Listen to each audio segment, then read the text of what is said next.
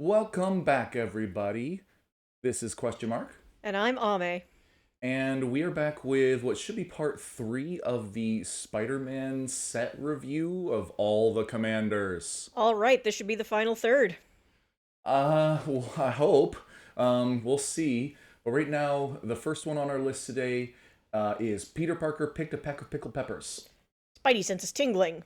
Oh yeah, he's got the lines and everything. And he's mixing red with blue, of course. Great. What does it do? Well, we got a 0-1 human scientist hero. Scientist again. Hmm. At least it's a hero this time. Yeah. For a 1 and a white. And when Peter Parker enters, create a 2-1 green spider creature token with reach. Hmm. And for 1 green, white, blue, transform Peter Parker That's as a sorcery. bandana. Dispatch web fluid. We'll have to wait. Time to swing into action.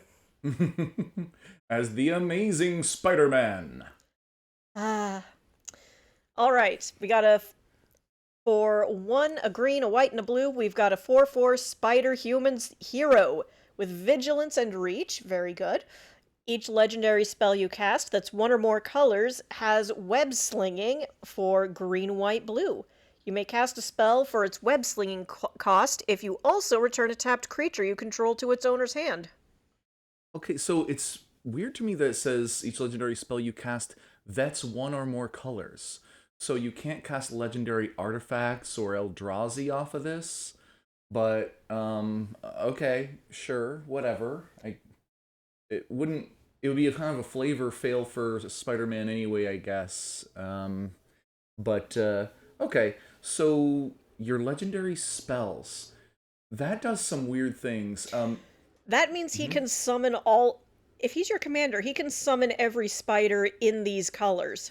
Yeah, and I think the first thing I need to mention is that, once again, this is one of the MDFC commanders, meaning that for the first time you have a legendary creature on the front that you can cast for its mana cost, or a legendary creature on the back that you could also cast for its mana cost.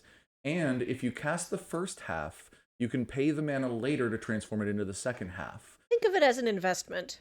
Well, I mean, yeah, so you can cast it on either side from your command zone, and if you do the early one, you can switch it into the later one, and all of them should have some ability on the front that will help it a little bit on the back. In this case, you get a spider with which to enable you to web sling, because that spider can become tapped, and then you can web sling somebody else to replace the spider token. Yep. It's not a great way of enabling web slinging, as in, you bounce that token and it disappears. It's a 2-1 with reach, so it's a little weird to be attacking with it, but whatever. It does it in a 2-mana creature that also transforms into this. So I think I said before, though, that there's a web slinging deck that you could build, and this is one of the better commanders for it. In part because you can give web slinging to everybody, all the legendary creatures.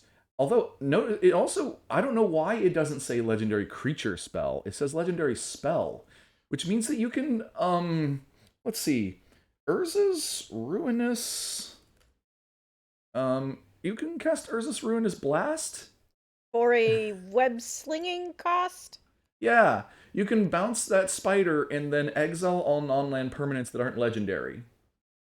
Or, Avengers only, I guess. yeah. Or Karn's Temporal Mastery, I think? Sundering. Yeah, take an extra turn after this one and bounce an online permanent. Thank you, Spider-Man. Thank you, Spider-Man. What? Why? You can do those things. I don't remember what the green is, but that's the white and the blue one, and they're quite powerful. Yeah, there's probably a million things that you can do with that, but the main thing is that 3 mana. It's intended to be a cheating on mana cost thing, which is similar to ramp. I've talked about the 4 pillars, that it should be ramp, card draw, removal, or like winning you the game, basically your finisher. And 4/4 vigilance reach, that's a decent body, but it's not going to do that much towards being a finisher. But it's obviously not doing card draw. It's obviously not doing removal. Um, but web slinging also allows you to flicker your creatures. So you might want to play a lot of creatures that have like enters the battlefield effects and then you flicker them back. I don't know. These are just some ideas. Honestly, you could probably do a lot with Amazing Spider-Man. The question is where to put him on the tier list. So this is where we have our tier list right now. And I'm a little bit torn here. My gut says to put him near the top of solid commanders. That's where I'd put him. Giving web slinging to all your legendary spells is cool, but 3 mana is a lot harder to abuse. You have to get a creature and tap it in order to trigger this, so it doesn't seem that abusable, actually. We shall see. You might be able to come up with something, but Hmm. not that crazy, I don't think. Um, I think it's fine. yeah. So, how about Prowler, Clawed Thief? Well, for one, a blue and a black, you get a 2/3 human rogue villain with menace. Hmm. Whenever another villain you control enters, Prowler connives. That's drawing a card and then discarding a card, and if you discarded an on-land card, put a 1/1 counter on the creature. Okay, right away, I think that I want to put Prowler in better in the 99, and up there quite a ways, honestly, because the blue-black villain deck, this is a good guy for it. He could be your commander, but I think there's probably better commanders out there. But he's a good role player in that he's a villain who cares about villains, and that's usually what you want in your kindred decks. Your decks with a strong theme like that. Put him in your Sinister Six deck. Yeah, actually, even though he's not officially a member of the Sinister Six, as far as I know, I remember Prowler mostly from Into the Spider-Verse, Same. where he He was is such a Miles' cool uncle. character.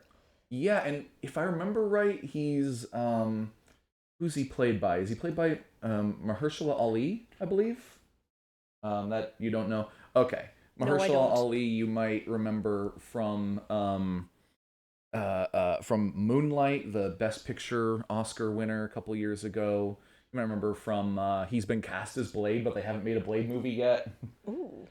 He was also Diamondback, I think was his name, in the Netflix Luke Cage show. Oh, So, all that said, 3 mana for a 2/3 with Menace is okay. Conniving when a villain enters is okay, but it's not card advantage in that you draw a card and discard a card, so it's kind of net neutral, but it does allow you to control what ones you get, and you know what? It's a really good trigger for Mayhem. yeah. Yeah, conniving is a good way to get your mayhem triggers going. Just the mayhem tends to be more black red, but still. Watch, there will be a deck that someone nicknames Conniving and Mayhem. Oh, sure. um, Do it. and actually, one more thing about this. In a normal set that is intended to be drafted, and I believe this one is. In fact, they announced this as a pick two draft format, is what they're going to do. Where every pack that you look at, instead of picking one card in a draft, you pick 2 cards in a draft. And that allows you to do drafts with 4 people instead of 8, which should make it easier for draft to happen in Magic stores at all because you need half as many people. That's good. It's always disappointing when Commander Night. I mean, when a draft event just doesn't fire because not enough people show up. Mm-hmm. I've worked at a number of game stores. Can attest to this. Yeah, so even if you work in a bigger city where there's a lot of people in theory who play Magic who would go out and draft, we've got like a dozen different game stores in our area, and some of them are larger and some of them are smaller. So it's still going to be hard at many of those stores to get together an 8-person draft pod, especially if it's not a special night like pre-release. But so pick two draft helps, but I was mostly thinking about draft in the sense that there's been a tradition in the last few years at least that every draft set has a 2-color archetype, like blue black will have an archetype, and there's an uncommon creature that tells you what that archetype is and gives you like a good sticky middle piece of it. So if you draft this guy, then you know that you've got a solid blue black deck, and I think it's him. So we'll see. There are probably some other uncommon legendary creatures in this set that fit that role, especially multicolor ones. Let's check out the next Prowler, How come his two Misguided outfits are so Mentor. different? Well, I mean, some of these characters have been around for a long time. The first outfit that we saw is certainly reminiscent of the Into the Spider-Verse movie, but maybe this is more like the comics? I don't know. Because I think he I has was different kind of. origins in different stories. I was Except, wait, no, he's talking about Miles here. I don't know. I was kind of annoyed by the previous costume because, what, we have another green and purple supervillain? Come on, get a little more creative with the color scheme. Okay. Well, on the one hand, I kind of like this color scheme, but he You does put look a a lot like fishbowl. You put a he does look fishbowl a on lot his. like a Mysterio, especially with the moon making kind of a fistbowl shape on his head. And it's also a color scheme that that they're sharing with the Green Goblin. So come on, mix it up. Okay, true. Right, the Spider-Man rogues gallery is a little. Oh, hey, this one's a rogue. Why don't you read them for us? All right, real subtle. Okay, for 2 mana and a green, you get a 3/3 human rogue villain. Prowler can't be blocked by creatures with power 2 or less. Hmm. Whenever Prowler deals combat damage to a player, put a 1/1 counter on another target creature you control. Okay, so that's interesting. I mean, let's start with the vanilla test. Let's see, yes, we are passing that today. Yeah, and God, if you're a green creature, you better pass the vanilla test. Otherwise, what are you doing? Yeah, green creatures tend to be larger on average, and they tend to be more useful in combat on average, so he fits that. And he's got this ability that we've seen a lot, but they haven't keyworded it. This like can't be blocked by small creatures, so we just don't split the small stuff, you know. They may keyword it someday, but they haven't. And when he deals combat damage to a player, which isn't too hard, like he gets around all the small things after all. Get him You out get a early, counter. it's probably going to happen. Yeah, and 3 mana is not that much. Hey, in green, if he is your commander, you're playing mono green, you play Llanowar Elves, Bindhorn Elf, Elvish Mystic, Birds of Steve. Paradise. Well, I'm naming all 1 mana creatures that make mana, so you can play them on turn 1, you can play him on turn 2, and then you can start those triggers going. The weird thing is he puts a +1/+1 counter not on himself, which most creatures would do to make themselves big. He has to put it on another creature you control, which seems like the opposite of villainous, that he's like not selfish. Well, first of all, this is inverted Uncle Ben, Uh-huh. and second of all, um, the impression I get is that he's less of a villain that you fight because he's taking over the city, and more of a punch clock villain. Hmm. In the flavor text in his previous one, he's like, "Sorry, kid, it's just money." This guy Yeah. actually isn't really interested in fighting Spider-Man or anyone. It's like, no. I'm really just here to rob people, or I'm here because I'm cashing a paycheck. I guess, yeah. Well, so also he's from the Spider-Man Eternal set, which is the one with the actual spider symbol on it there, which means that he's intended to be a little simpler, and I believe he's going to be found in welcome decks, is what I found out. And welcome decks are usually handed out for free at certain events and locations to teach people magic. Get that Google machine going.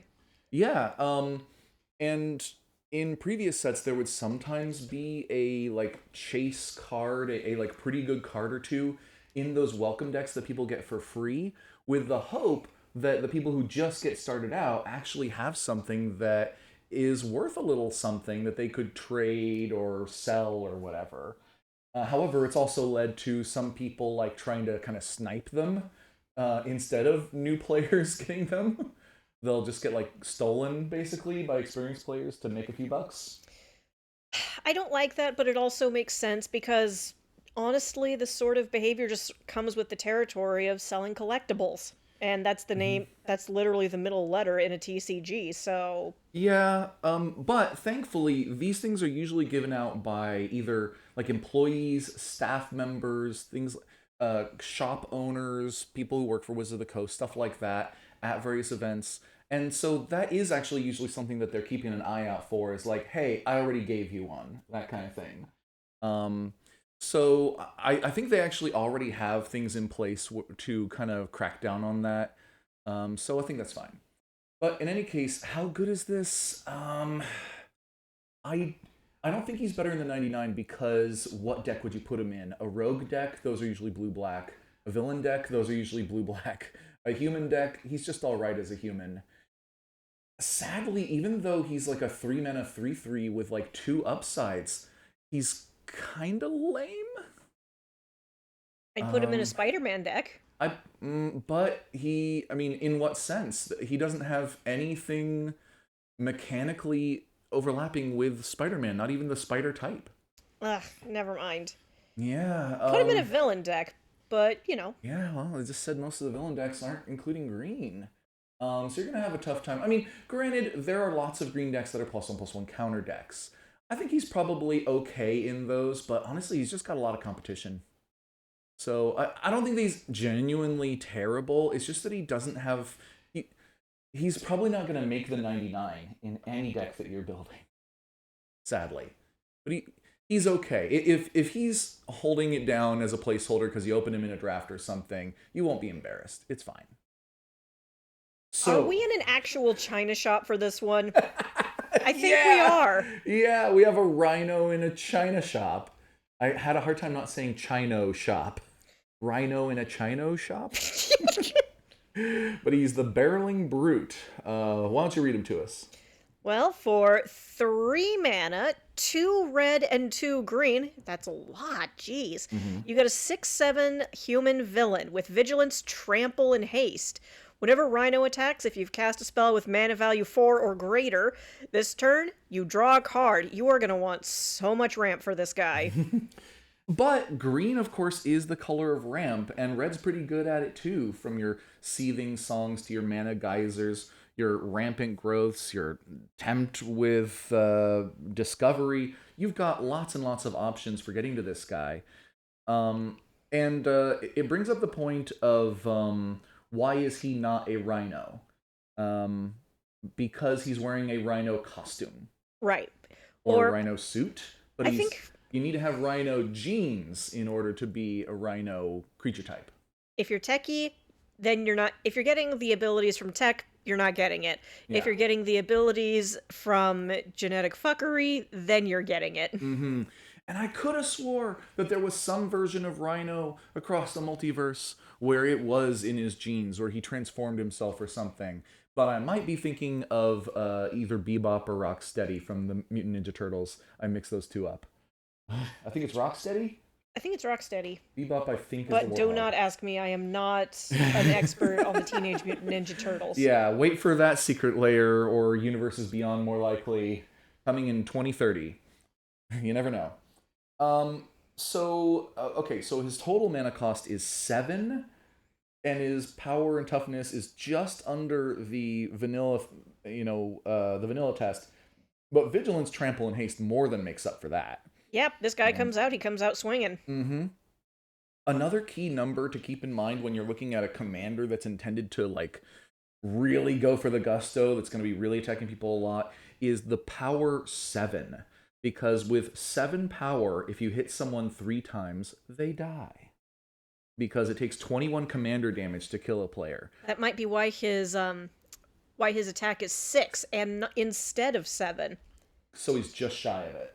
Right. Mm-hmm. It's to take his power down a peg. Yeah, and especially with trample, while that helps you get damage on your opponent quite a bit, it does also mean that you're likely to not hit for the full amount. So this is a guy that you want to put stuff on, and with keywords like vigilance, trample, and haste, you just need more bigger, basically. You might want to pack your deck with instants that buff a creature and give it hexproof or something. What am I thinking of? Actually, you know what? I can do a quick search here. He's what, red green. Red green. We're looking for an instant. Yeah, this is Scryfall's advanced search, by the way. I use it all the time. Looking for something that gives plus something and hex proof. That would be good. And we'll arrange them by how often they see play in Commander, I guess. Snakeskin Veil, there's a good start. Put a 1/1 counter on target creature you control. It gains hexproof until end of turn. That is okay for 1 mana. Tyvar's Stand and Gaia's Gift, I think, are genuinely good. I would play them. I would also play Overprotect. This one's more recent, but check this out. Target creature you control gets +3/+3 and gains trample, hexproof, and indestructible until end of turn. Blor's defenses are impervious. Blor the impervious. Speaking in the third person, huh? Yeah. I think this is literally a frog wearing a turtle shell and having like spiked like nuts as fists. Brass knuckles. Yeah. Wow. Well, I guess they're nut knuckles. Okay, Something I'm like never that. saying that again. Ooh, yeah. But there's a lot of good stuff going on here in these instances. You want to play some of those probably to get through and kind of protect your commander. Because this kind of guy, if he dies more than once, you are actually gonna have a problem casting him, even in a ramp deck. This guy is definitely your closer. He's not your support guy. He's your closer man. Well, he's trying to pull double duty in that he has this card draw effect. So the four pillars, he's not removal, he's not ramp. He is card draw and he is finisher. But it is spell. It's only the draw only triggers when you cast a spell with mana 4 or value 4 or greater. So, Yes. I mean, but of course you're already going to have to ramp the hell out of everything just to get this guy on the field. Yes. Hmm. Okay, I have another search I want to do here then. I think it's for the word ferocious. Is that what I'm thinking of? Yes. Yes, check this out.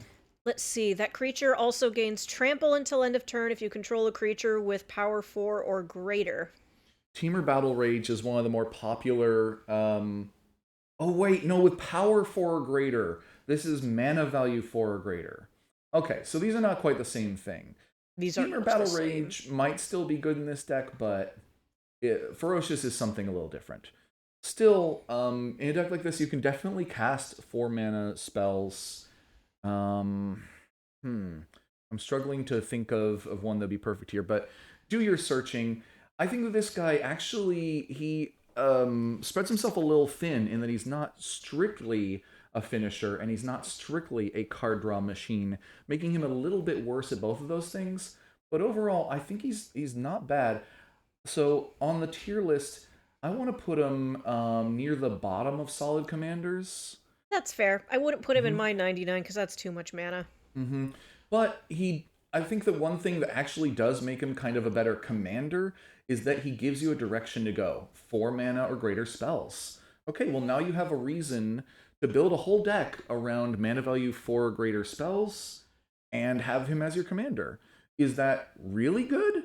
It's fine. It's fine. If you like Rhino, then you've got a viable deck. Okay, now here's a fun one, Sandman. Oh yeah, you have opinions about Sandman. That the shifting scene, scoundrel. that scene in Spider-Man 3 where Sandman, wakes up the night after and then discovers what's happened to him and then stands up, that is cinema right there. Honestly, Sam Raimi is a talented director, and sometimes he's being serious and sometimes he's not. And you can tell that in the Sandman scenes he's being serious and he's doing his damnedest, and it works. Spider-Man 3 is hardly the best of the Spider-Man movies, but it's more like there are parts of it that are really good, that are struggling against stuff that doesn't work. I'm going to try not to get into a big thing about it, but I do know a lot about like the behind the scenes making of Spider-Man 3, where Sam Raimi was effectively forced to put Venom in the movie even though he didn't want to. He wanted to focus it on Sandman. And so he kind of made the movie bad on purpose as a protest to being forced to shoehorn that character in. And so he made his Sandman scenes as good as he could, and he kind of phoned it in on the rest on purpose. So, that said, what does the card do? All right. For 1 and 2 green, you get a star sand elemental villain. Sandman's power and toughness are each equal to the number of lands you control. Sandman can't be blocked by creatures with power 2 or less. There's that mechanic again. And for 3 mana and 2 green, you return this card and target land card from your graveyard to the battlefield tapped. Yeah, so that last ability is one of those sneaky ones where it doesn't say up front that, like, hey, he has to be dead to do this, but he has to be dead to do this. So, And then he comes right back! And, strangely, you might forget that every spell or ability that you cast or activate that says target in it, you have to declare a target in order to even put it on the stack. Meaning that there has to be a land in your graveyard to target in order to activate that ability. So don't think that you can just pay 5 mana to resurrect him. Granted, you should be building a deck where you put lands in your graveyard constantly, and it's not a cost so much as a benefit. Right, because then you can basically cheat on your mana taxes so hard. Yeah, I mean, the first time that he dies and you go to recast him from the command zone, he would cost 5.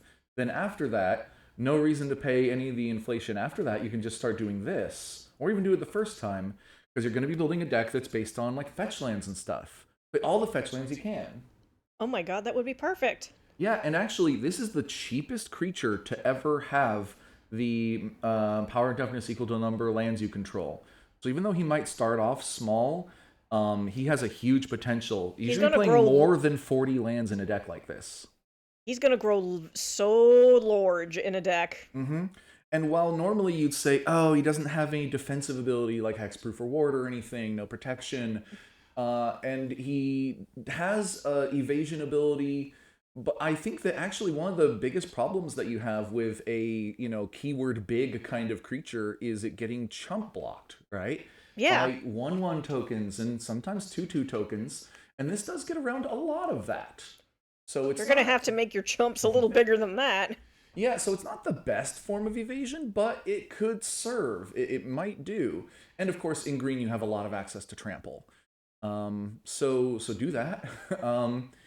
And the deck is probably going to be pretty good, pretty efficient, especially because there aren't many pieces that are unique.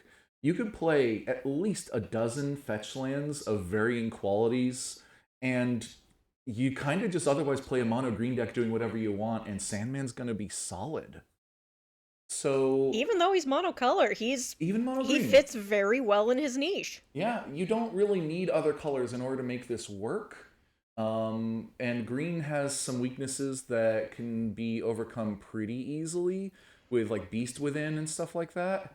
I think he's probably better than Morbin Time. In fact, I would probably put him actually around here. Ooh. Yeah. I mean, granted, this is a theme that we've seen many times before, but we've seen it most recently in a lot of Jund decks, like the new Insect Land Matters deck from Edge of Eternities, or the old Lord Windgrace deck. Seeing it in mono green, and the commander has a built-in ability to get like swole and like reanimate itself. This could be just exciting just because particularly efficient and focused on what it does. Yeah, So, I like this guy. yeah. Also, is it just me, or are a lot of the anti-heroes getting mono green? It's Hmm. probably just me, though. I can only think of two.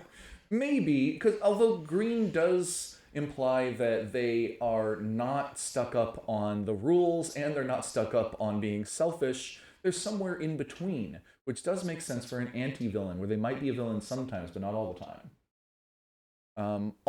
Wait, one last thing. Sand. This is the first time that we've seen sand written on a creature type line, because in the past there have only been a couple of cards ever that make sand tokens.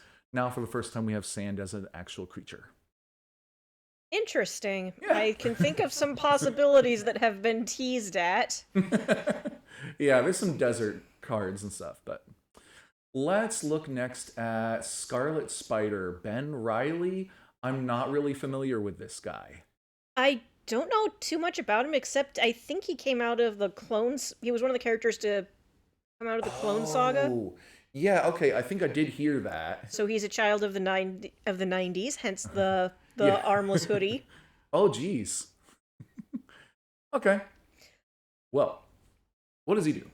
Well, for one, a red and a green, you get a spider human hero, a 4/3 one that is, with web slinging red green, trample, and sensational save. If Scarlet Spider was cast using web slinging, he enters with X/1/1 counters on him, where X is the mana value of the returned creature. Wow. Wow. Okay. I say wow on this because, I mean, okay, let's start off. Vanilla test? Yeah, we're passing that today. with flying colors. We've got a bonus power. We've got trample and two other abilities on top of it. We're doing great. Just going like 3 mana, 4/3 past the turn, swing for 4. You're doing fine. But then you introduce the web slinging thing. So you can turn 1 Llanowar Elves, turn 2, tap that Llanowar Elves for a green, tap a mountain, and you've got Scarlet Spider on the battlefield on turn 2 with an extra mana left over. And oh yeah, he's got a +1/+1 counter on him. Oh, that extra mana you've got left over, just recast the Llanowar Elves. So honestly, that is your play, or Birds of Paradise, or whatever like that. You This guy's play. gonna have logarithmic growth. I mean, actually, unfortunately, no, Oh, because he only gets counters when he enters the battlefield. So he will. But the oh point is yeah. that he will come out on turn 2 as a 5/4 trampler, like you shouldn't keep your hand if you can't do it. Mulligan until you've got a 1 mana creature that taps for mana and gets out Ben Riley on turn 2 with a counter on him.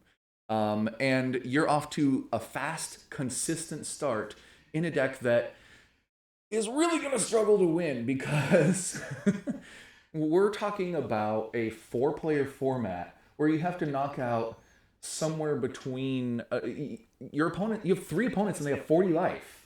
True. You have to do at least 21 damage to each of them. If nothing else, you're going to be able to kick him in the face really fast. Yeah, and But there's from there, it's going to be up to you to seal the deal. and because this is a multiplayer format, it's not about who is the first person to get ahead. It's about who's ahead when the game ends.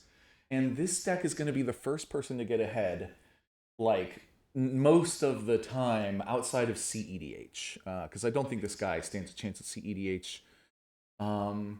So I think that's the problem, is that he might actually be too good on turn 2 or 3 for his own good.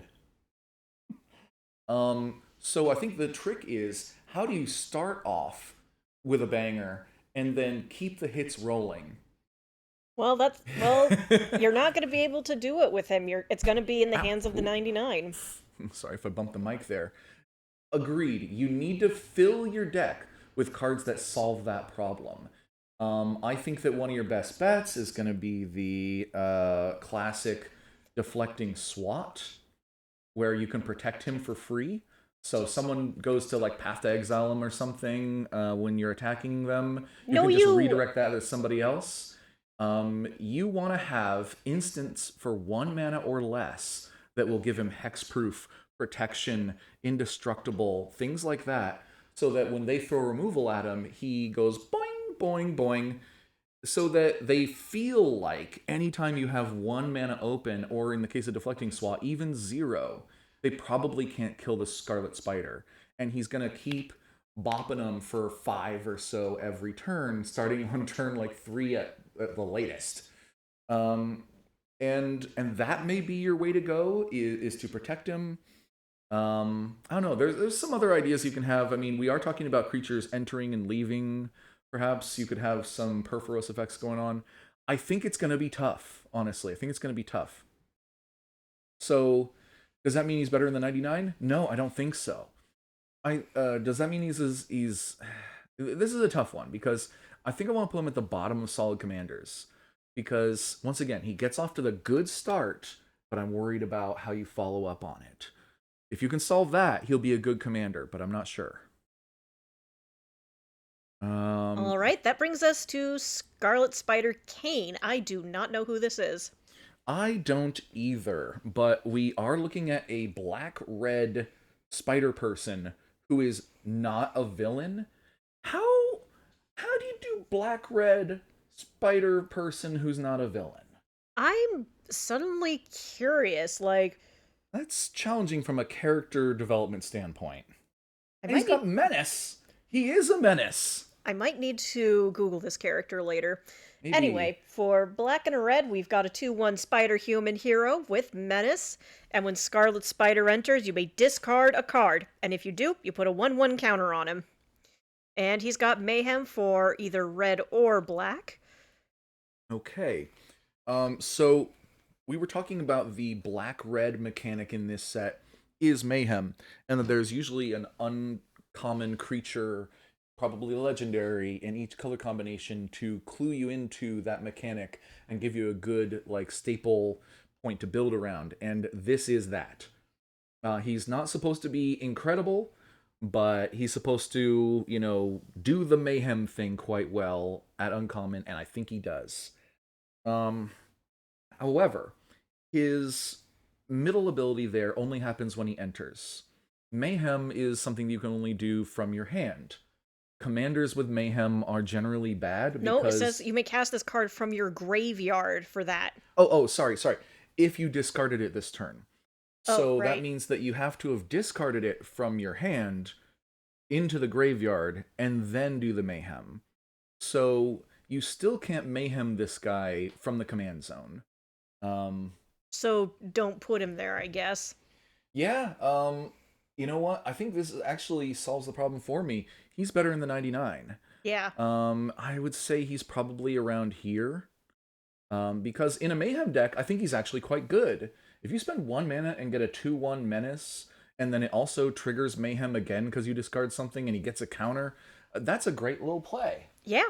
Just not from a commander. It's a good turn too. But yeah, you're not going to be able to do him as your commander because of Mayhem.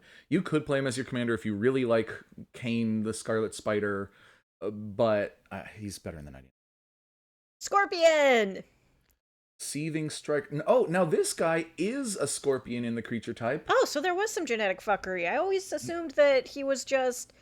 I just remember hearing that it was just a suit. But apparently there's a genetic component. I mean, I knew he couldn't take the suit off. I just didn't know why. Look at his face, his mouth, his nose. They are transformed. I've seen other character designs, so what do I Yeah, know? I think that might not have been the case with like the 60s Spider-Man, but that's the case now, I guess. Okay, so for a 3 and a black, you get a 3/3 scorpion human villain with Death Touch. At the Mm. beginning of your end step, if a creature died this turn, target creature you control connives. Now, I've been saying repeatedly now that if your commander only does a thing once, then it better be, a really good thing, because if it's a pretty good move and you do it once, then that doesn't make for a great commander. But this guy does it at the beginning of your end step every turn. If a creature died this turn, well, that's pretty easy. Can I just say I like how his pose in the art here Oh is yeah. reminiscent of that classic Spider-Man pose of him crawling up the side of a building, except here he's, Yeah. he's crashing, he's Yeah. crushing the brickwork, he's being much Mhm. more destructive and he's cheesed off, whereas Spider-Man crawling up is just being all sleek and sneaky and it's on glass and it's all perfect. You know what I mean, True. right? In fact, am I thinking of Spider-Man PS1? Yeah, that. Basically, this. It's a dark reflection of that. I like Called that. it. Yeah, I like that. It's like, do this, but Oh, and evilly. there's even a police scene going on at the bottom of the Oh yeah, the police are on the already street on the below. scene. Okay. Um. I like this art so much. Yeah. Okay. So vanilla test 4 mana 3/3 doesn't cut it. But Death Touch helps a lot, and then having a repeatable effect on top of that, well, that's about what you expect from an uncommon commander. But yeah, having that repeatable trigger is great as a commander. Conniving means that he could grow, and he will cause you to filter cards, including discarding, including triggering mayhem. I could see this guy being a fun commander for a mono black deck because, the trigger is that a creature has to die. Black is Mm-hmm. all about that life, so yeah, I could see this guy being fun. And I tell you, you may not, if you're not the kind of person, if you don't feel like I feel, that's understandable. Maybe you're not there yet or what, but I love a deck that kills creatures a lot, because people get a little like emotional about it at a commander table when it's like, hey guys, it's just a piece of cardboard, it's just one play, you've got a lot of them in your deck, don't get too hung up about it, and then all three of them attack you at the same time. But it's still great to be looking at that dragon go like, you die, I connive, and then I swing and my creature gets bigger. These things all I think synergize well. They're all it's not a distraction. You are solving the creature that would block you, the creature that would kill you. So he's not incredibly powerful. But I think he is a solid commander. Maybe, um, He has actually, to go above Hydro maybe Man, right? I think so. I think I want to put him around like here. Um, Mostly held back, honestly, by the fact that he's mono black and not blue black. So he's Ah, not going to be that great at leading a villain deck. And he's not black red, so he's not going to be the best at leading a mayhem deck because he doesn't have the red. But he's pretty good at both of those things. Um, and you don't need the other colors in order to kill a creature every turn. Mono black can do that just fine on its own. oh yeah. So I think he'll be a fun commander, although he'll probably end up in the 99 of a lot of villain decks and just be And you pretty know good what? there. That's fine. He's good there too. Yeah. So now we get to one of the like central images of this set, one of the first cards that they previewed, the Sensational Spider-Man. For 1 mana, a white, and a blue, you get a 3/3 Spider Human Hero. And whenever Sensational Spider Man attacks, you tap target creature defending player controls and put a stun counter on it. Web it up. Then you may remove up to 3 stun counters from among all permanents. Draw cards equal to the number of stun counters removed this way. Okay, so you're getting your stun counters out there. You're getting your card draw. Wow. You're saying, Wow. no, you're not joining this fight. Okay, so first off, vanilla test. We are passing that today. Great. Second off, 4 pillars. Can you do you know them at this point? Oh geez. Okay, we didn't study for this test. Card draw, Mm-hmm. removal, Mm-hmm. closer, Mm-hmm. I'll tell you, ramp. ramp, thank you. Mm-hmm. So he's not ramp. He's probably not a closer. 3/3. No, he's not a closer. Definitely card draw. Yes, and he's kind of removal in that I guess you could can say that tap stun. a creature and put a stun counter on it. I guess you could say that stun is soft removal. It is, but it's also repeatable. I've said multiple times that I love a commander with a repeatable effect. That's a big deal to me, and this does it. Because if a card had a one-time effect, you might as well have it in the 99, because you'll draw it, you'll get its effect, and then you're done. But your commander should be the gift that keeps on giving.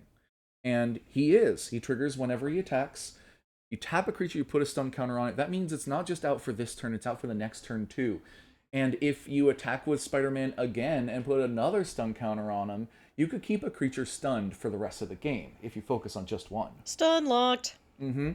Now, keeping in mind that a stun counter is removed whenever a creature tries to untap, so stacking up 3 or more stun counters on your opponent's creatures cannot really be done by this card alone. But this is just the newest of a variety of cards that do put stun counters on creatures. I think we are finally approaching critical mass for the stun counter, that you could end up removing 3 stun counters in a turn, possibly. Go hard on those stun counters. What happens when you do? You draw cards equal to the number of stun counters removed this way. So he is your card draw. Yeah. He's a repeatable effect. He's your card draw. He is multicolor. He is passing the vanilla test. He's got a lot of things going for him. But he doesn't have a defensive ability like ward or hexproof or anything, so he's kind of vulnerable even to a stray lightning bolt or to like a medium-sized creature. He's How come Spider-Man's Little never been Shandy? accidentally struck by lightning while swinging through New York? Oh gosh, has he been? I mean, I've never seen it happen, but did it happen? real deep lore Spider-Man heads, has Spider-Man ever been randomly struck by lightning? I imagine that a lot of things in comics tend to not be like random things that happen just because it should be part of a story. But, I mean, and of course, you would expect Spider-Man would be able to survive being struck by lightning. He's very strong, but it might ruin his day. It would be kind of funny, at least. Oh, you know what? Bug Especially zapped. if he's like just trying to deliver a pizza that day or something, you know, like I'm late for work or whatever. And he gets struck by lightning. He's like, "You're kidding me!" And then he shows up to work singed. Tell us about it in the comments. We want to hear about this. If they haven't done that, it's more, I think, of a problem for Peter Parker than it is for Spider-Man. But in any case, last thing about a commander that you want to be attacking with regularly is you would be afraid of being blocked. He does have a really good way of dealing with that, tapping one creature and stunning it. Stun the scary thing. But if your opponent has more than one scary thing, then it becomes a problem. Yeah. Hopefully, because you have 3 opponents, you can find one of them that only has one scary thing and tap it down. Otherwise, that's what the rest of the 99 is for. So this is a deck that I think you know what? I'm going to do one quick search here to add to him before I put him on the board and set him aside for now. And that is stun counter cards in blue-white. How many of them are there? Personally, I'm going to guess 22. Whoa! About double what I thought, a little more than double. Okay, well that's actually great. I mean, probably half of these are garbage. So there's 22 playables maybe. Yeah, so you're going to be playing a stun counter deck with Spider-Man, and that's pretty cool. You're going to be webbing people constantly. Pichu, pichu, pichu! It makes you feel like you're Spider-Man. Dang it, now I want to play the Spider-Man Game Boy game. Oh no, the Game Boy game. Oh yeah, you actually liked that. It's nostalgia, don't worry about it.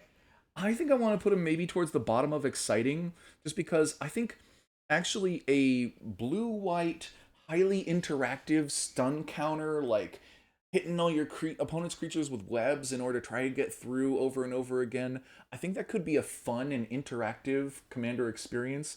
And by fun, I mean you're going to be trying to stop your opponents from hitting you ever, and tapping your opponent's creatures down with stun counters so they can't even attack you, and so it'll be another one of those situations where it'll be fun for you.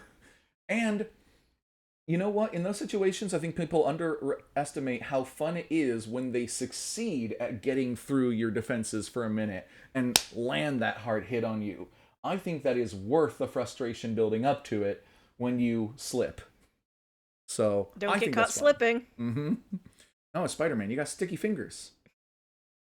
So, Shocker, Unshakable. All I really know about this character is that he has yellow lizard pattern on his suit for some reason. He has the shocky things. His name is surprisingly naughty. Yeah, what the hell? He's not doing the pose. They couldn't get away with that. This is a kid's game. I mean, it's 13 plus.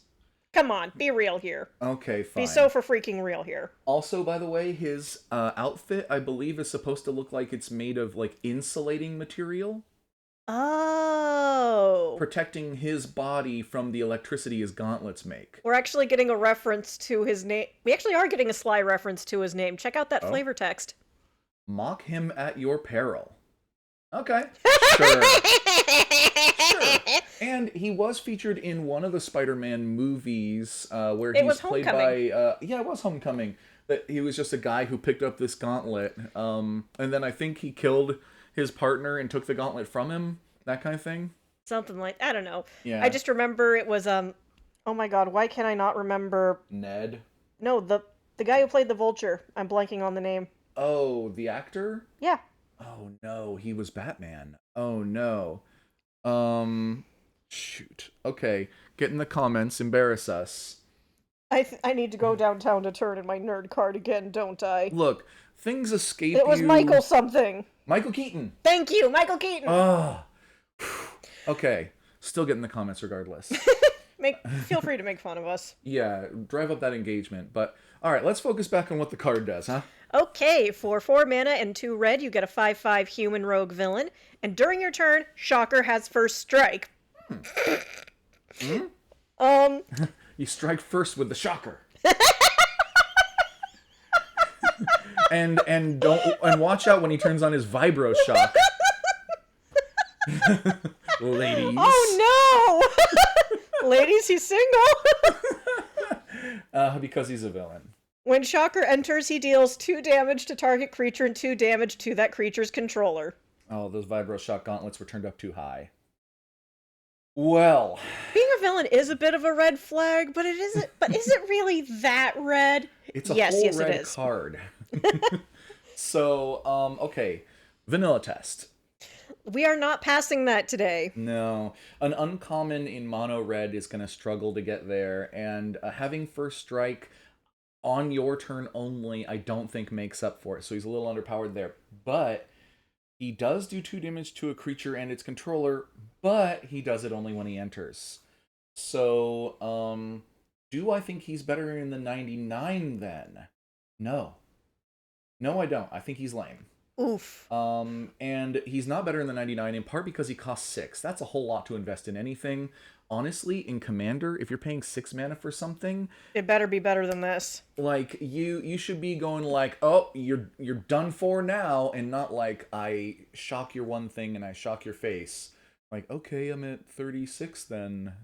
Um and then you lose to the demon or the angel or the dinosaur that someone else has cast for the same mana. Um and just having an enters ability means that he's not a good commander really at all. And okay, are you going to play him in a rogue deck? No, those are blue black. Are you going to play him in a villain deck? No, those are blue black. He's just not that good. I'm going to mock him to my peril. What the heck is. Who? Mutant? What? Interesting. Shriek. Treble maker. Get out. Tell me what she Get does. out. The door's right there. Tell me what she does.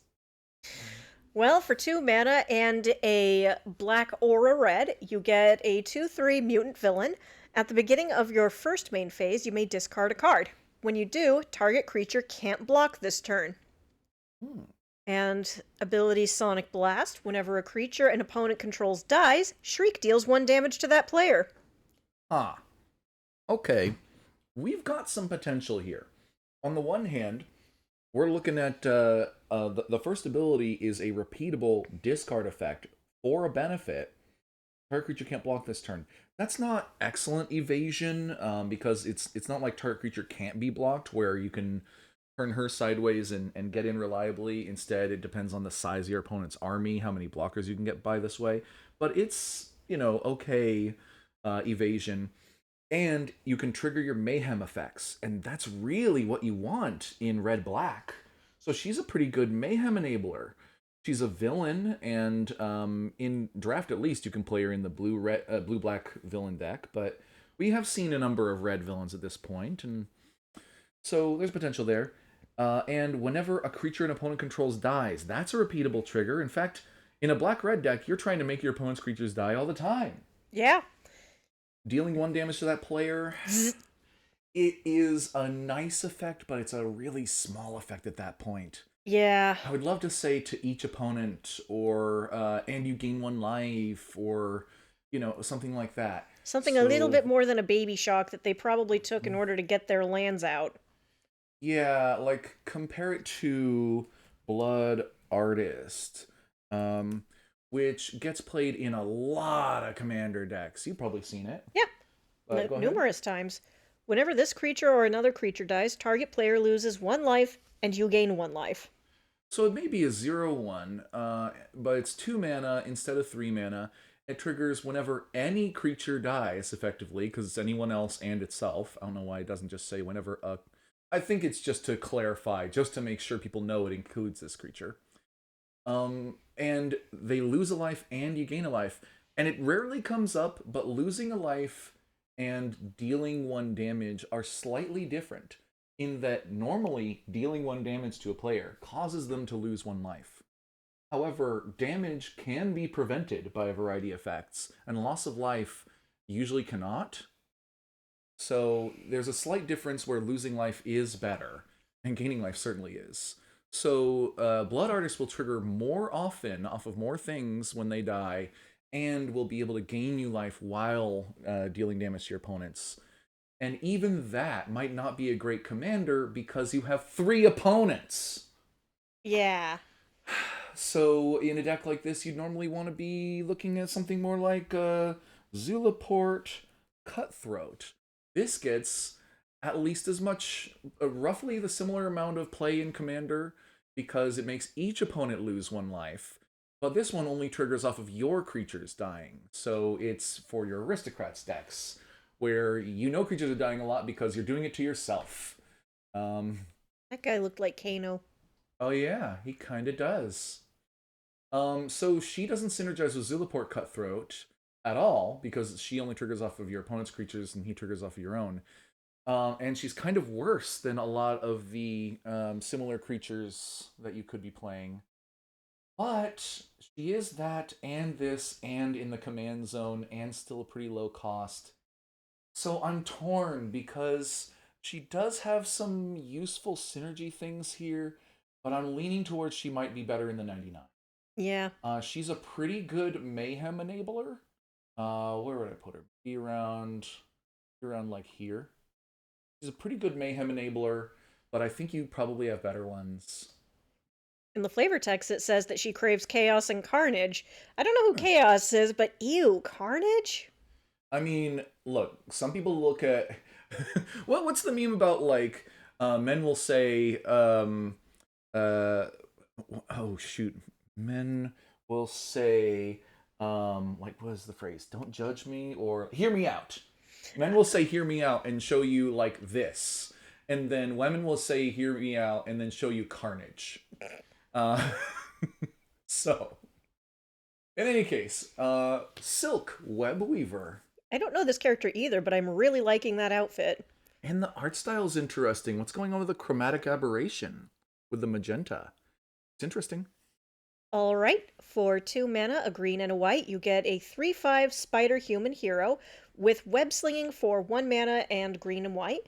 Whenever you cast a creature spell, create a 1/1 green and white human citizen creature token. For Oh, 3 mana, a green and a white, creatures you control get +2/+2 and gain vigilance until end of turn. Vive wow. la revolution. Okay, so a couple of things I'm noticing here flavorfully about her. First off, all those other superheroes who cut out a piece of their mask, she found those pieces and reused them to make her mask To make one that will actually protect her. from COVID and whatever else. Also, she has a lightning bolt in the middle of her chest, so I hope she has some kind of like electricity based powers. Is that what we're seeing? Is this is this affecting the camera? Except we've also got shoot, what are those dots called? Do you know what those dots are called? I can't help Can you. you see them first off? Yeah, I can You kind of see see them. the Wait, it I reminds. think it's like color halftone, or maybe that's just the name of the filter in Photoshop. There also might be something in the Scryfall tagger about it. About the dots? No. No. I mean, perspective blur. No. Okay.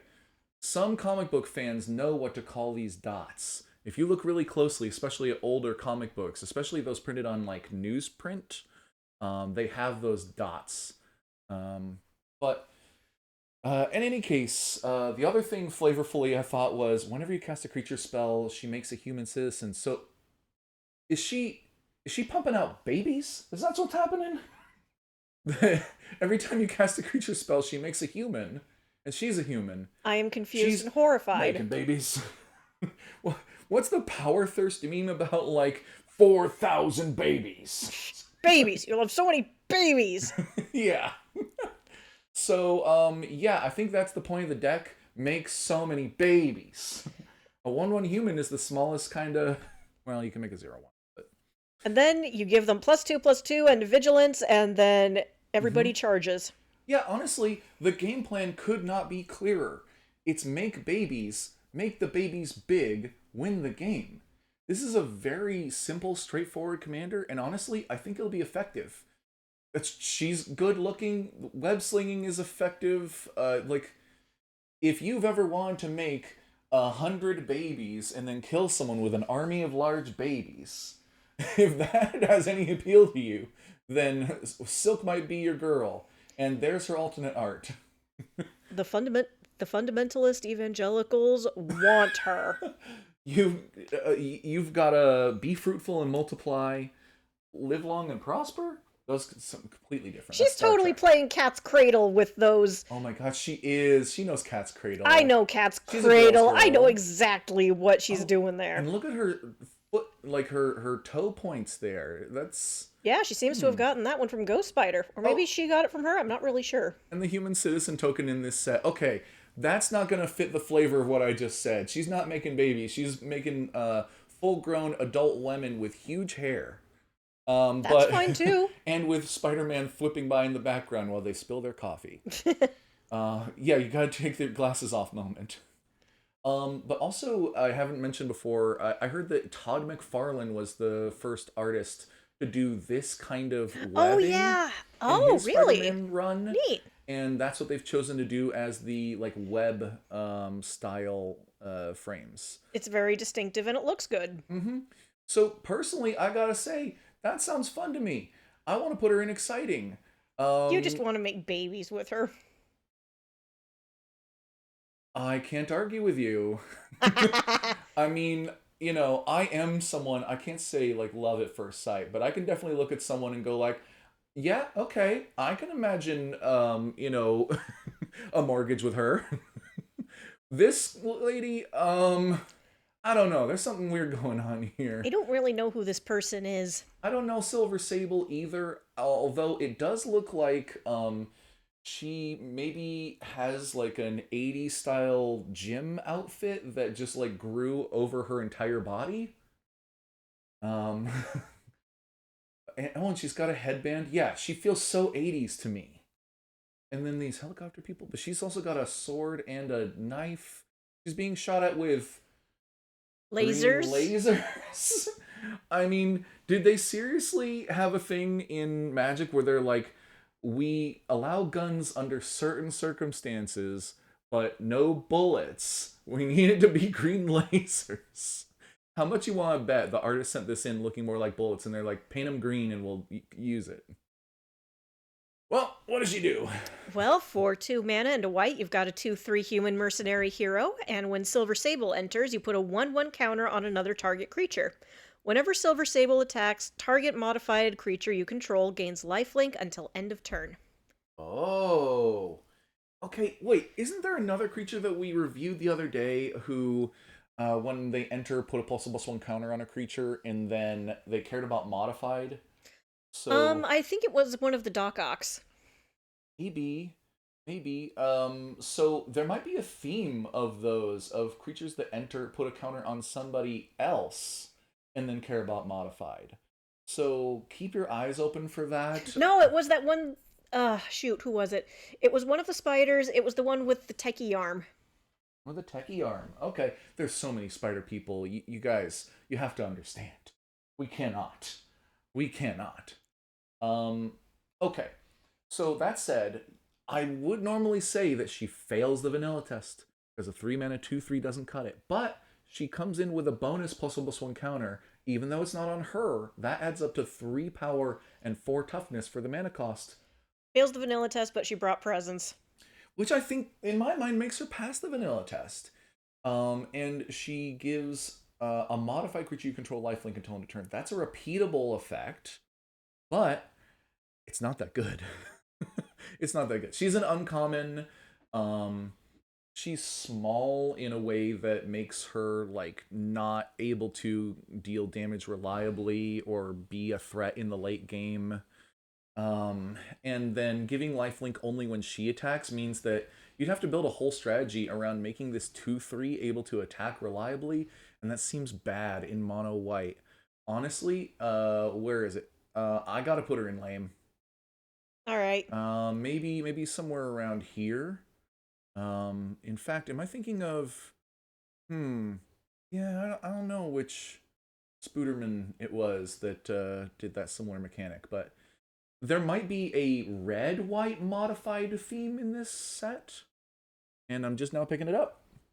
But now we get. Let's see. How would you pronounce that? SP/DR, Ah, but Spodoctor. piloted by Penny. Yeah, she's the one from Enter the Spider-Verse as well, right? She was cute. She Yeah. was friggin' cute, and I loved her relationship with the spider in the mech. Oh yeah, I think that you probably are supposed to pronounce it Spider. Yeah. So the mech is Spider, and I think she built it and is from the future. Yeah. Yeah.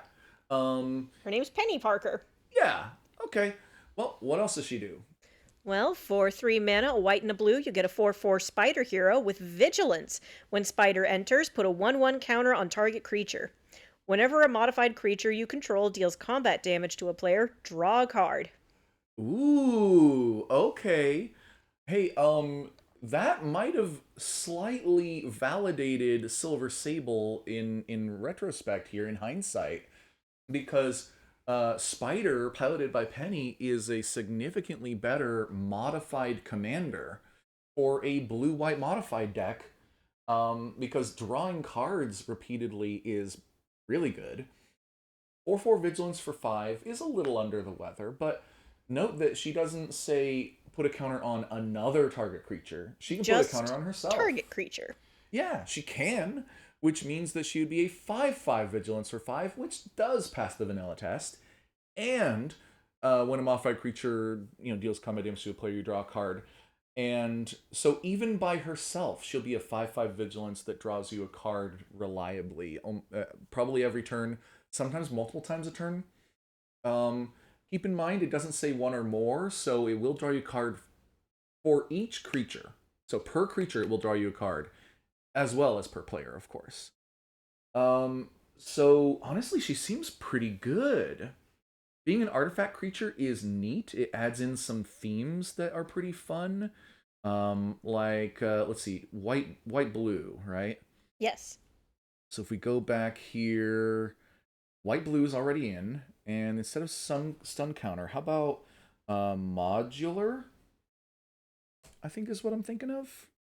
Yeah, you can play Arcbound Arcbound Crusher. Crusher! Yes, Arcbound Crusher is a modified creature because it will always have a +1/+1 counter on it. If it doesn't, it's dead. But if it's dead, it moves its counters To because someone somebody else. else makes them modified. And oh no, modular, you have to put it on an artifact creature. Oh, didn't mean to do that. Oh no. Wait, the commander is an artifact creature. Hooray! So actually, this could be a fun a modular commander. A lot of these cards aren't that good on their own, but even Arcbound Stinger is a 2-mana 1/1 flying modular one. But in this deck, it'll hit and draw you a card, hit and draw you a card, hit and draw you a card. And then when it dies, even if it had multiple counters on it, you move the counters around. That seems like good fun. Yeah. Mm-hmm. Now, there's not a ton of modular creatures that you can play in these colors, but there's, I think, 16 that are creatures-ish. Some of them are bad. Some cost a bajillion mana. This one's bad. But regardless, you can put some of them in there. And there's a lot of creatures that are modified. You can play a lot of equipment in this deck. Blue-white equipment is not a very much explored space. And equipment are artifacts, so you could have a heavy artifact theme, or not. I think she is fun and even exciting as a commander. Honestly, if this card were red-white, it probably wouldn't even be exciting. But blue-white it is. And then we've got another Spider-Man. You know what? I think I've almost had enough pictures of Spider-Man at this point. Although, wait, this is the weird one where check this out. Oh. Oh my god. This is the one that they're doing a bunch of different variants on that are basically the same art but with different costumes. But also, they said if you look at the background changes as well. It's the same pose, but it's different times a year, different times a day. This one's like the winter. The one on the right is Spider-Man rolled out of bed this morning, just rolled out of bed. Yeah, I believe that somebody said that there was a storyline where briefly Spider-Man and the Human Torch exchanged powers, and that led to his costume burning off. And then when he turned back into Peter Parker, he was naked, and so he borrowed a Fantastic Four suit from them and put on a paper bag in order to go across town. So there was just one funny scene where he was dressed like this, but they thought it was funny enough to meme it. Yep. The bombastic bagman. So yeah, this is going to be a highly collectible card. I don't know which one is the rarest, but some of these are going to be really rare and really valuable, and we currently only have pre-order prices for the normal one, but at $45 already. But what does he do? For 1 mana and a white, you get a 3/2 Spider Human Hero with Flash. For 1 mana, Spectacular Spider Man gains flying until end of turn. And for 1 mana, sacrifice Spectacular Spider Man. Creatures you control gain hexproof and indestructible until end of turn. Oh my god. So, if we were to discuss the color pie thematic representations, if you think Peter Parker Spider-Man, what color aligns with him best? It's got to be white. Yeah.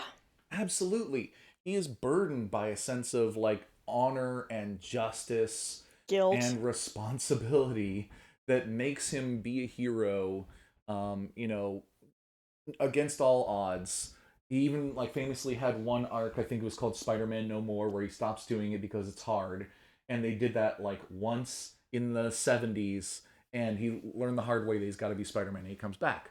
So, Didn't they do that in Spider-Man 2? Yeah, they did that in well, Spider-Man they 2. did that in Spider-Man 2 as a movie, but it was in the comics in the 70s or something. So, this is the mono white Spider-Man. To me, this is almost kind of boiled down to, if you had to make one Spider-Man card, this might have been it. Flash, he's very fast. He can seemingly come out of nowhere. He Yep. just drops in hey, you guys, I'm Spider-Man. Like in, Tom Holland's version or something. Gaining flying is one of the most straightforward ways of doing web slinging. He effectively flies, but with a more physics-based, more unique way of doing it. You And say physics-based, I point out that he should definitely dislocate his shoulder every time he pulls this. he's very flexible and strong. um, Your arm physically cannot handle your body on its own at terminal velocity. sure, but his can, because he's a hero and he's a spider Yeah, of and a course. human. I know. Humans I'm can. just I know. I'm just being a But jerk about also, it. one of his things as a hero is that, he thinks that being a hero means that you do make sacrifices. You do put yourself in harm's way in order to save others. And that's exactly what that last ability is. He protects everybody, throwing himself in the way. I think that this is the most encapsulated form of Spider-Man right here. Dang, now I really want to watch the first Tobey Maguire Spider-Man movie. Now I really want to watch the second one. Screw But it, let's watch them all, I own them on DVD. including No Way Home. Oh, okay. So, in any case, as a magic card, he's also a 2 mana 3/2 with 3 upsides. What are we doing here? Spider nonsense, that's what. I tell you what we're doing. We're pushing things. Ever since Wizards introduced the fire design principle in 2019, I want to say, they've taken at least one card in the set that they want to be a highlight, and To they've be the been like, face of the set. let's just make it blatantly a little stronger than it ought to be. If the balance team says that we ought to lower it, and it's the spectacular Spider-Man, we're just gonna keep it too strong a little bit. You're gonna see this guy a lot. Get used to it. Any other card, I'm convinced, would be a 2/2 or 2/1 with these abilities. Or cost a mana or 2 more. But no, I think this guy is probably going to be really good in standard, excellent in draft. How good is he as a commander? He is still mono white, but he's got a lot of things going for him. Evasion, defense. He protects your army, so you can easily do an army of small creatures, and he protects them all. I don't think that he's exciting as a commander, honestly, because he doesn't do anything particularly unique or particularly strong, but he's very efficient. So I want to put him, honestly, towards kind of the bottom of solid commanders. Ouch. Yeah, I think that, or you know what, maybe the top of better in the 99. Ouch. Where was the other Spider-Man? Peter Parker here gives web slinging. He would love to have web slinging, or be in a web slinging deck where he comes out and he bounces back, he comes out and he bounces back, that kind of thing. You make a good point. You know what? Or once again, as a commander, you could sacrifice him and he goes back to the command zone and recast him. Somewhere around here. I'm not saying that he's a bad card. He's not. But he only has really one trait that makes him a good leader of a deck, and that's the ability to sacrifice to protect everybody and then come back. But what do you build around for that? You build a human deck? Maybe he's the commander of a human deck. I don't know. You could probably do something. Well, let's move on. Spider Bite. Web Warden? Whoa, I didn't notice the hologram in the background until just now. Looking like we came out of Hackers. Or Good movie, Reboot. by the way. Oh yeah, you watched Hackers with me recently. I'm glad she finally did. Good movie. It's really silly. It's far more LGBT coded than I thought it would be. Yeah, for 1995, I think. Yeah. Yeah. But you know what? I liked it. It was funny. I had a good time with it. It was a nice little treat of a movie. Yeah. Well, what does this card do? For 2 mana and a blue, you get a 2/2 spider avatar hero. Oh, we're fighting on the net. I think that she's a digital character. And when Spider Bite enters, return up to 1 target non-land permanent to its owner's hand. Okay, so she's feeling very, this is gonna sound weird, maybe Mana War? Man-O-War. Mana War. 3 mana, 2/2, when this enters, return a creature to its owner's hand. The Jellyfish. Usually the only jellyfish that people care about in Magic, although some people like Glunch. So Mana War, 3 mana, 2/2 bounces a thing. 3 mana, 2/2 bounces a thing. This one, though, in exchange for being a legendary creature and being in 2025 instead of, hold on, 1996, has the ability to bounce a non-land permanent. Also up to. Awkward thing about Mana War, if Mana War is the only creature when it enters, it has to bounce itself. Has to. That's funny. Spider Bite can be the first creature on the battlefield. It shouldn't be, because you should only play it when you're bouncing something. But how good is she as a commander? You know what? I want to test you a little bit on this one. How good do you think she is as a commander? You've heard me yap a lot about these commanders and how I evaluate them. I would say not great because she's only got that enter ability, and that's it. I mean, yeah, you could get somebody's thing off the field, and sometimes that's great, but it's not really a repeatable thing. Agreed. She has to be killed for it to be useful again, or sacked to be useful again, and I guess you could build an engine around her, but it's going to take more than it's going to take a few steps. It's going to take a lot of intentionality when you're building the deck itself. So, could work, but not great. So then, vanilla test? We are not passing the vanilla test today. And the 4 pillars? You know what? I'll shortcut this one for you a little bit. She is removal. But, like a lot of blue cards, it's not permanent removal, even though it literally removes a permanent. It doesn't remove that permanent permanently, unless it is a token. Tokens do disappear when they leave the battlefield.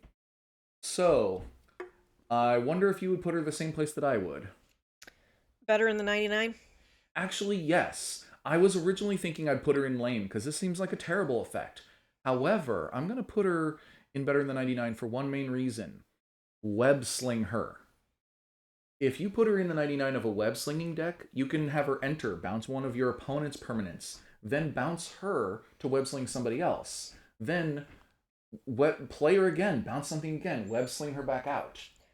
Yeah, that makes her a very functional piece of the puzzle. Absolutely. So she could go in a web slinging deck as long as it includes blue. And it looks like the majority of them don't, but some of them do, like the Peter Parker deck.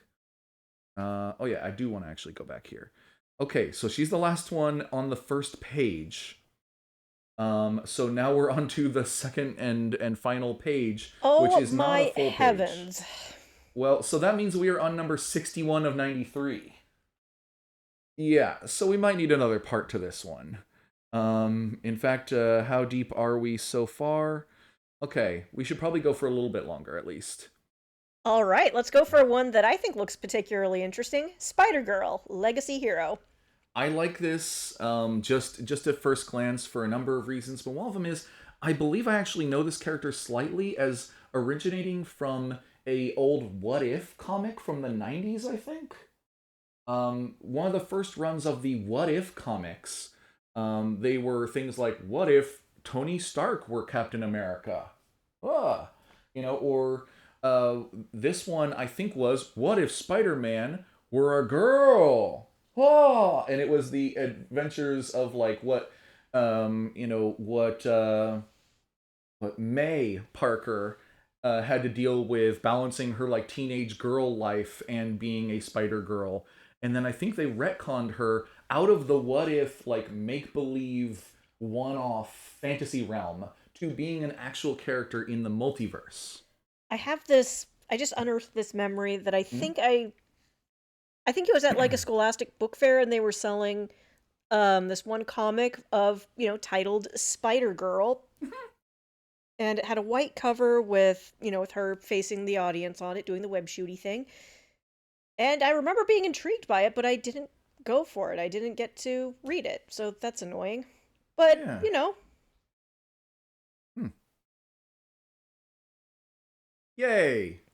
Like that? no, no, no, no. I No? did Okay. see one that looked like it though. Okay. Scroll down. Hmm. That That one. Okay, that's an interesting pose. Because you demanded it, the wildest and cutest web slinger of them all. Yeah, this is when they made her canon. And they started building a whole little universe around her with like this silver juggernaut and other stuff like that. And then they made it canonically one of the Marvel universes, and so she's crossed over a few times. And I agree, she's cute, not just in terms of looks, but also she's just charming. She's a delight. I But like the design of her costume. It's like, oh yeah, yeah, this is the traditional Spider-Man costume, just with some size adjustments. yeah, and once again, in her universe, she is the one and only Spider Person when she starts doing her thing. So her origin story is supposed to mimic Peter's, just teenage girl instead of boy. And for the 90s or whatever, I think they did an okay job, and they've only done better since then. Okay, for a green and a white, you get a 2/2 Spider-Human hero, and during your turn, Spider-Girl has flying. Nice. When Spider-Girl leaves the battlefield, create a 1/1 green and white human citizen creature token. Does she leave Hmm. a baby? I don't know why I keep thinking that 1/1 human tokens are babies, but I think you've maybe been because these women are making the 1/1 human tokens, are they making babies? I think you've been playing your Zero deck too much. I am. I was playing my zero deck yesterday and I made so many babies, although they're baby bugs and they kill people. Um and so she's a 2 mana 2/2. She has evasion when it matters most, although oddly not when green has it the most often. Usually green has the opposite of this, of reach. Hmm. So she actually has specifically not reach. Yeah. It would be kind of funny if she had that ability and reach, though. Like, she has flying on your turn and can block as though she had flying on everyone else's turn. She has 98% of flying. But when she leaves the battlefield, so on her own, she doesn't really do that much. So, I'm putting her in the 99 just by default. 100% actually. I think once again, this is a situation where if you have a web slinging deck, she's going to be great to play, swing with, get in 2 damage, web slinger back to your hand, put somebody else in, get a human. And then the next turn, you can, web sling her in, or somebody else. She's going to be a great role player in the web slinging deck. But definitely not a good commander. Spider Gwen, free spirit. Woo! Spider-Gwen again! Although I have a bad feeling about this. This is the common legendary Spider Gwen, Uh-oh. so go ahead and read Alright. her. For 2 mana and a red, you get a 2/3 with reach, and whenever Spider-Gwen becomes tapped, you may discard a card. If you do, draw a card. Okay. This seems thoroughly okay. A 3 mana 2/3 is not passing the vanilla test, and reach doesn't help. Becoming tapped to discard a card and then draw a card, that helps with your mayhem effects. And it makes sense that as a free spirit, she's not a villain, but she does have a little bit more mayhem than some other characters. Oh yeah, she's got like ballet slippers I still wish they were they had those as part of her outfit. I still wish they Little had the straps 80s. as part of her outfit because Oh first of all, I yeah. like the way it looks, and second Hmm. of all, it makes me worried she's gonna just fling her shoes off. She's just gonna lose a shoe. Yeah. Hold on. Is it Chancla? Oh yeah. Yes. She's gonna do this. She's gonna take off her shoe and hit somebody with it. There we go. Just for people who didn't know, there is a Spanish secret layer of some staples that included the chancla as a slipper that you can throw at somebody, basically, but it's lightning greaves. Emil Flavor Text says, "Come back! I just want to talk." Whap! So yeah, she's a mayhem enabler. She's got reach, which is useful, especially in red. You tend to not have flyers except for a couple of dragons. Um, but that doesn't make her a good commander, really. Oh, and actually, becoming tapped is slightly more versatile than attacking. You could possibly get her tapped for something else. I don't know what, but you could. Um, but does that make her better in the 99? Is she even that good in the 99? Maybe. I'm hesitant to call her lame, but I kind of want to put her like here at the bottom of better in the 99. Um, yeah, she could be a role player in a mayhem deck, but I'm a little worried. I mean, it's a common. What are you going to do? But here's what we've all been waiting for. This The is the return of one. Spider Ham. The, this is the one the whole set has been building to. The spectacular Spider Ham tonight. So, please tell me, what does Peter Porker do? For 1 mana and a green, you get a 2/2 Spider Boar Hero. When Spider Ham enters, create a food token. And our ability is Animal Mayhem. Other spiders, boars, bats, bears, birds, cats, dogs, frogs, jackals, lizards, mice, otters, rabbits, raccoons, rats, squirrels, turtles, and wolves you control get 1/1. Excellent reading. Thank you. Excellent. Couldn't have done it better myself. Now, so this compares favorably to a card that you may have seen if you've been playing Magic for a long time called Grizzly Bear. Rar. It is a 2-mana 2/2 with no abilities. Originally printed in a little set called Alpha back in 1993. Jesus, I was a year old then. Yeah, so that's when Magic first started. And every green creature roughly this size has been compared to grizzly bears. And that back in the day, grizzly bears was kind of the bar that they would reprint grizzly bears with a straight face. And if a card was better than grizzly bears, people would be like, whoa. So now you have grizzly bears, but makes a food token and gives the whole menagerie +1/+1. And if I remember right, Spider Ham is from an alternate universe where all the citizens of New York are animal people. Yep. You can see like a donkey person who's J. Jonah Jameson in the background, Yep. I think. And there's other animal stuff going on here. And I think the story goes he was bitten by a radioactive human or something. I think so, yeah. Like, there aren't humans on his world normally. If you've seen Into the Spider-Verse, you can find the lore. I don't know that he existed before that movie. I don't know. Oh no, I have a cat. Oh no. He wants kisses. Okay, so there are good things and bad things about this guy as a commander. He passes the vanilla test, makes you a food, but the question with most commanders is, what do you build around? Not Animals, clearly. Well, I mean, sure, you could build an animal farm deck. You could build a root Oh, an deck or animal something. farm deck. Oh. And I think there's also... Aha! There he is beating up Kraven the Hunter and Carnage at the same time. With a comedically large mallet. I also see Doc Ock and Anti-Venom in there. And there's another one where he punches Doc Ock into a Doc Ock-shaped silhouette through a wall. Classic stuff. Yes. Good. Wonderful. And Scryfall, thankfully, helpfully, has a built-in search for all the creature types that he cares about. I wonder if it's just for mono green? No, that's silly. Why didn't they narrow it to just mono green? I could have done that, but oh well. In any case, yeah, you could build a deck that has a lot of wolves in it and like bears and stuff like that. Except if you wanted to build a bear deck, you want to have a bear commander and it's filled with bears. You want to build a boar deck? Good luck. There's like a dozen or more boars. Most of them suck. Spiders? You've got a lot of options for spiders. Especially now. So, and only giving +1/+1 across this huge variety of creature types means that you are not given really any focus. And also, I believe that two or three of these types have basically zero creatures of the color green in them. So, I think as a commander, he's honestly terrible. Potentially you could build a boar deck with him because he's a boar commander, but mono green boars. You know what? I'm gonna do one last search for him here before moving on. Um, so creature type boar, and green, and sure, let's make it sorted by EDH rec rank. How many mono green boars are there? 28. That's more than I thought. Also, this one's Iggy! good and this one's good. This one's kind of a good card, but mostly for cycling. The rest of these, real questionable. So, actually, Truffle Snout's cute. Look at that guy.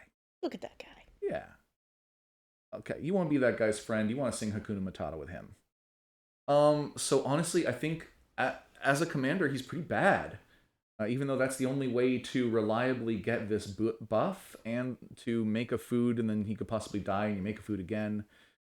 Is he good in the 99 of a spider deck? Or an animal deck? You know, he might be. Well, animal. Okay, would you play him in a dog deck? Probably not, because he's not a dog. Cats, definitely not. There's too much competition. Birds, green is the third color in a lot of birds decks, so they don't even have green sometimes. Support to the unsupported animals, I guess? Yeah, maybe if you're playing a green blue turtle deck, maybe if you're playing a green rats deck, if you're lacking black, you might need to splash this guy. Raccoons. There's not a lot of good raccoons. If I remember right, there are 0 green bats. So, is he better in the 99? Look, can I bear to put Spider Ham in lame? No, I cannot. I can't. I can't bear to put him in lame. Also, this is a card that's likely to get better over time, you know? Possibly? Honestly, I'm kind of giving him a little bit of bias to put him in better than 99. He probably belongs in lame, but I can't do that to him. And I think maybe we'll make Spider-Man 2099 the last one that we do today. All right. So, let's see, I forget what his name is, but he's in the set a couple of times. Spider-Man 2099. For blue and a red, you get a 2/3 spider human hero. We're passing the vanilla test today. Yeah. Our ability is from the future. You can't cast Spider-Man 2099 during your first, second, or third turns of the game. Huh. He's got double strike and vigilance, and at the beginning of your end step, if you've played a land or cast a spell this turn from anywhere other than your hand, Spider-Man 2099 deals damage equal to his power to any target. Wow. Okay, there's a lot of angles to come at from here. The first one is, are you familiar with the Pokemon Regigigas? Yeah. And like how they nerfed him on purpose? No. Yeah, they made him too strong on purpose, but gave him the ability slow start, Ah. which in his case I believe means that his stats are like halved until he's been out for 3 turns. This is essentially the nerf that's on Spider-Man 2099 as your commander. Yeah, he's 2 mana, but if you try to cast him in your first, second, or third turn, well, you can't. And obviously getting this guy out on turn 2 would be incredible as a 2/3 double strike vigilance. And yeah, if you play something from outside of your hand, then he bops somebody. Any target, any target, Any target. any target. Think about how many blue-red decks you might have seen that cast spells from exile, that cast spells from graveyards, whether they're flashback, escape, suspend, any number of things like that. And then put this guy in the command zone and start bopping them for 2. No, no, no, no, no. You're going to put equipment or auras on this guy to give him at least double that power pretty quickly. Oh, yeah. For 1 or 2 mana, I'm sure you can find an aura that gives him like +2/+2 and hexproof or something. I don't know. There's got to be stuff like that. And then he's annihilating people with double strike and vigilance. He's attacking, he's blocking, he's hitting people for 3 or 4 every time you cast any spell. And I think that he's going to be maybe at his best in a deck that is taking advantage of the paradox mechanic.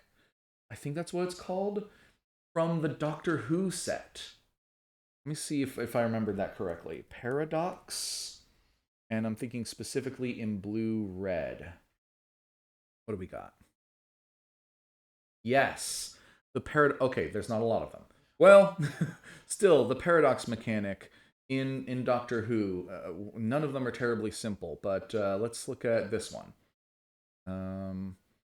Araxa, Empress of Mars. Do you want to read her? Let's see. Whenever you cast a spell from anywhere other than your hand, create a 2/2 red alien warrior creature token. Yeah, so the paradox mechanic is whenever you cast a spell from anywhere other than your hand. And I believe it's the 13th Doctor Yeah. who cares about that. Yeah, that's right. So I just wanted to get there. She's not red. Right, because you would use a companion to add red to her. Right. That's what you do. Okay. So Spider-Man 2099 is going to be excellent in the 99 of this deck if you have a red companion, because whenever you cast a spell from anywhere other than your hand, you put a counter, and yeah, the whole deck is full of things that are being cast from places other than your hand. Cascading counts, rebound counts. There are dozens. Foretell counts. Fetchland comes to mind. Counts. Fetchland isn't playing a spell. I hate to But do it that is to you. playing a land. Oh, it's playing a land from somewhere other than your hand. I think technically, playing a land is not the same thing as putting a land onto the battlefield.